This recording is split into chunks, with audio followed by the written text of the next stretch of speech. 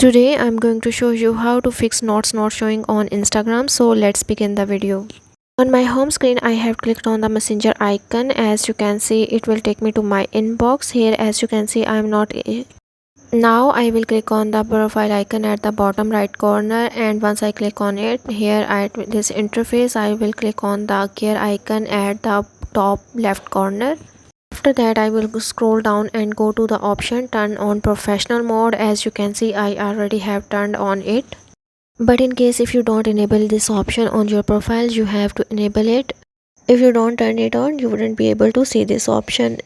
But if it still doesn't fix the issue, now you have to open your Play Store or App Store, and here in the App Store you have to search for the Instagram app.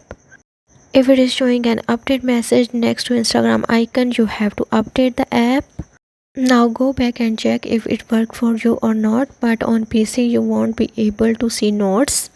This feature is only available for apps, and another fix is that you have to update your mobile software. So this is how you can fix notes not showing.